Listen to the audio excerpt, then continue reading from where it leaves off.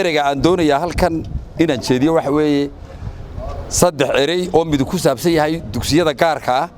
midna ku saabsan yahay ardayda fariin ta saddexaadna ay ku wajahantay waalidiinta ta dugsiyada gaarka aan u soo jeedinayaa waxa weeye sharci buu waddanku leeyahay sharciyadaasi sharci waliba meel gaar u xukuma sharciga waxbarashada iyo siyaasadda waxbarashada iyo habraaca xanuunka COVID-19 saddexduba waxay waajibiyeen in arday kasta markuu uu fasal fadhiyo ugu yaraan uu helo space ama duralaati maran oo keligii fadhiyo oo ah 1 mitir oo laba jibaaran fasalka marka la yiraahdana 45 arday wax ka badani ma fadhiisan karaan fasal 48 mitir oo isku wareega fasalka iskuulka lagu arko fasal 45 arday wax ka badan ay fadhiyaan waliba waa markuu iskuulku cabirkii wasaaraddu ay dejisay markuu fasalku yahay 45 arday wax ka badan iskuulka fadhiisiya waxaan u sheegayaa liisanka in saacada laga qaadayo intii la isu dul qaadanayay ee la isu sameeyay ee waqtiga ay nasiya way soo dhamaatay liisanka waa laga qaadaya waa kow isla markaana ciidamada booliiska iyo maxkamadaha iyo cidda u xil saarani sharciga fulintiisa cidda u xil saarani talaabo sharciga waafaqsan bay ka qaadayaan maxkamad baa la geenayaa qof dilaana sharci buu jabiyay qofka sharciga waxbarashada jabiyana sharci buu fariyay labadaba ciidanka booliiska iyo maxkamadu talaabada ku habboon bay halka kaga qaadayaan waxa kale oo habraaca COVID-19 ee guddiga qaranka ee madaxweyne ku-xigeenku gudoomiyaha uu yahay uu mamnuucay in ardayda laga qaado ilaa inta xaala uu xanuun kari jiro in ardayda laga qaado lacag aan ahayn lacagta fiida ama bil ha laga qaado ama semester ha laga qaado jaamacadaha iskuuladana qaar baa bil ka qaada bisha wax ka badan lacag aan ahayn oo ardayda laga qaadi kara ma jiro waa mamnuuc waa sharci darro imtixaan bilaad baa la qaadaya waraaqaha halka ka iibsan library-ga iskuulka buugaag aan ahayn kuwa wasaaraddu daabacday oo ardaydu ay xor u yihiin hadduu iibsan karayo weeye inuu ka soo iibsado dukaanku doono lama odhan karo iskuulkaad ka iibsanaysaa waa sharci darro waa xeer jabin dawladduna tallaabay ka qaadaysaa waqtina siiya dambe way soo dhammaatay nin walba ogow lama odhan karo ardayga nusaaca markuu u soo baxo dee hadduu lacag sitana halka ku xigtay iskuulku ka iibsanaya hadduu shandadiisa ku sitana wuu qaadanaya laakiin albaabka lagu xidho la yiraahdo maqaaxida iskuulka ku taala meel ahayn kaba iibsan kartid war nimankan xagee ka yimaadeen dadka meydka kale ilaahay baa la dadka suuqa xorta ee Soomaaliland wuxuu sheegaya meeshan doonaan ka iibsanaya nusaacaan halka ka iibsan ma odhan kartid bugaagta halka ka iibsanay ma odhan kartid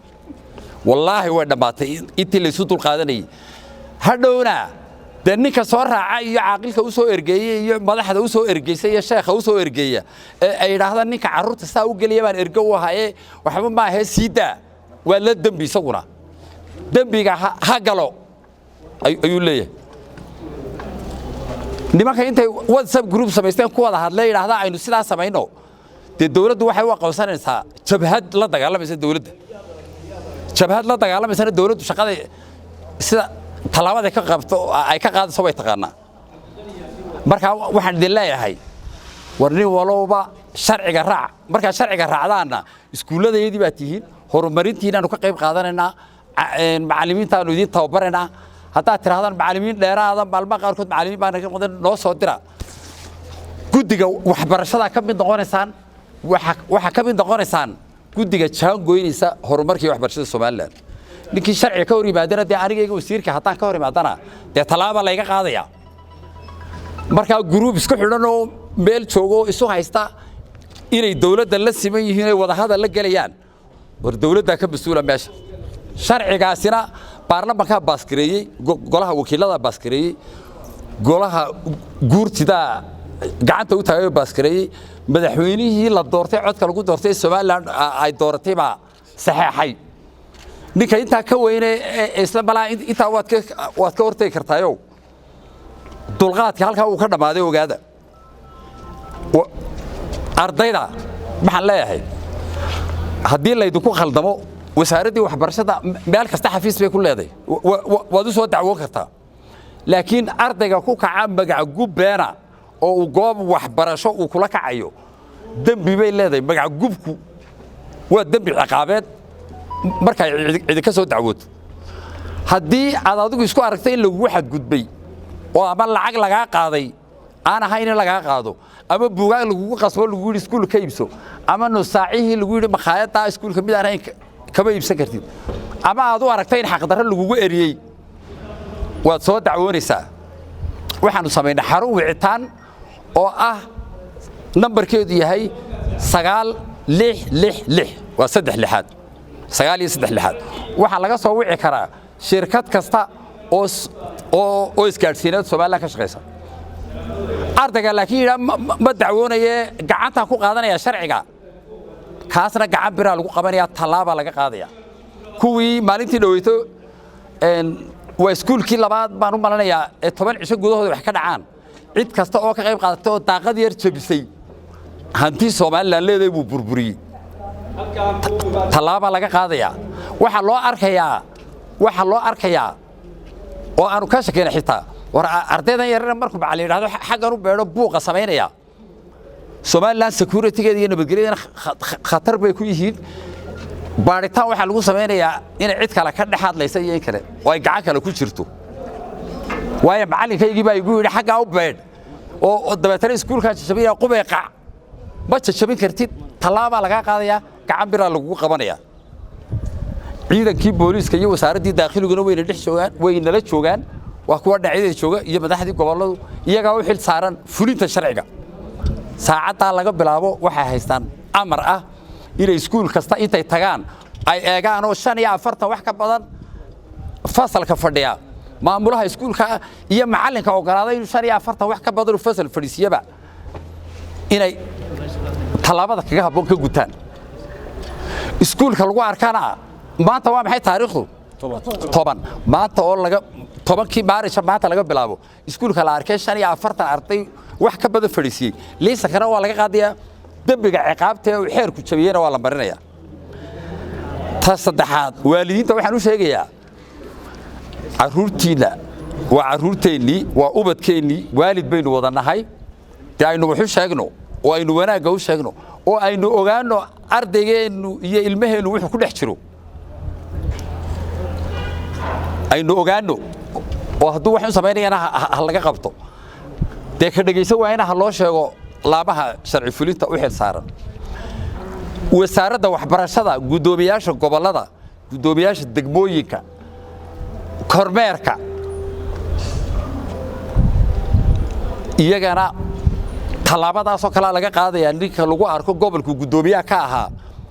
oo iskuulo 45 wax ka badan ay fadhiyaan iyo iskuulo lagu qasbayo ardayda saacad ama lagu qasbayo buugta qasab halka ka iibso ama lagu qasbayo waraaqa halka ka iibso ama lagu qasbayo nusaaca halka ka iibso nusaaca haddii iskuulku sii karayo annagaaba soo dhaweynana oo la caawinana odhanana haddaad bilaash ku siinayso welcome حتى هذا بلاش كسيني وحقوا ليه إنه أنا كبلاش كان بدوني بخايد اللي نقول حتى وحكسر عني يسيدا وقتكم بالله عيما يا هتون الساعي كسر طهارة دي طلابة لك قاضية لكن ترى الباب كهوست وواحد لون نضالك بمحابيس بعرضيده وسارد وحبرشة أنا أمر كانوا هرنا ويقبتي إن بكرة ويقبتها ما أنت واحد عانون إن نستطيع أنا معها وساردنا وكقيب شغالها وسارد هاوشوا دي جودان واي إن إسكولنا بربا مترفشت كدعو مركو شغادي سجودان وايو بيدوا حاسيبنا يعني وشرع قفري وايو marka ka soo cawda iyo ka yiraahda wii maqli waayo day saacada laga bilaabo resign garayo iscaasilo waxa tira waro ku fashilmay cid kale u dirta laakiin dulqaad dabo oo loo dul qaadanaya ma jiro waxaan rajaynayaa inaynu dhamaanteen sharciga wada raaci doono ardadeennuna ay noo wanaagsanaanayaan macallimiinteennana waxaynu la qaban karnaa inuu qabanayo iskuuladeena iskuulada gaarka iyo kuwa dawladaba hadda amarkaasi wuu quseeyaa kuwa gaarka qura ma quseeyo kuwa dawladda laftigooda sharcigu ma ogola de wuxuu la xiriyaa kuwa waxa kale oo doonaya fursaddan inaan uga faa'iideysto waxa soo baxay niman inta iskuul ay furtaan madrasa ay yiraahdaan magac af Carabeed oo la baxaan dabeetana waxay dadka uga dhigayaan inuu kaasina iskuul muslim yahay kan magaca dugsiga loo bixiyana aanu ahayn iskuuladu waa diintana waa lagu wada dhigtaa qofka furta ama af Carabi ha ula baxo ama madrasada ha u bixiyo ama af kale ha ula baxay qofka iskuul aan ka diiwaan gashanayn wasaaradda waxbarashada ama quraan ha lagu dhigto ama xisaab ha lagu dhigto ama computer ha lagu dhigto ama iskuul kale ha lagu dhigto qofka furta ee isla sharciga raaci waayana waa la qodob waxaan doonayaa inaan fursadan uga faa'iideysto wasaaradda waxbarashada inay go'aamisay in iskuulada waxbarashada lagu soo daro baata laga bilaabo lagu soo darayo maadooda diinta markii horeba waa lagu dhigan jiray oo tarbiya lagu dhigan jiray laakiin tahfiidul quraan baa lagu soo daraya tahfiidul quraan baa lagu soo daraya ardaygu cidii ku cilmiga lahayd baa la weydiiyay ardaygu markuu fasalka koowaad joogo ee dugsiga hoose dhexe hal jis buu xafidaya ka labaad markuu joogana laba jis saddexaad saddex afraad afar waa 10 jis afarta sano dambe hadheena sanad walba 5 jis buu xafidaya dugsi dhexe markuu ka baxo isagoo xaafidul quraan u baxaya dugsiga sare markuu soo gaadhana foomanka waxa loo bilaabayaa tafsiir waa inuu dhameeyo form 2 ga markuu marayana fiqi buu dhiganaya form 3 ga markuu marayana wuxuu dhaqanayaa fiqi muqaarana afarta madhaboodba fiqigooda waa inuu yaqaan marka ardaygeennasi markuu dugsi sare ka baxo isagoo caalimo oo diinta yaqaan ka baxaya marka kuwa caalimkii daaqada jabin maayaan cidda jabin maayaan iyaga inoo dhigay marka waxaan leeyahay ninkii oran jiray iskuulkaas waa taxfiid quraan oo war ardaydii iskuulada taxfiid quraan loogu dhigaya marmarsiya kala handoo samaysan soo magaca doonto ula bax manhajka wasaaradda waxbarashada waad raacaysaa haddaad wax dheeraad u dhigayso cid ku diidi mayso ninka imika Faransiis u dhigay ka Amxaari ku dhigay af kale miyay u diidana laakiin horta af Soomaaligii iskuulka af Soomaali lagu dhigan waayana sanadka waxaan bilaabaynaa fasalka afraad markay ka baxayaana in laga qaado imtixaan ardayga af Soomaali iyo xisaab ku baasi waayay fasalka afraad ma gudbayo taa ogaada sidii fasalka 8aad loo qaadayay ee ka 12aadna loo qaadayo ayaa loo qaadaya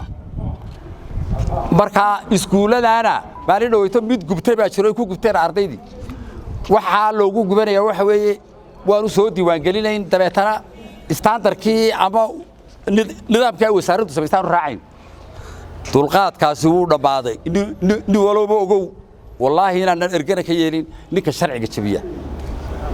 ilaahay baan ugu cadaabayba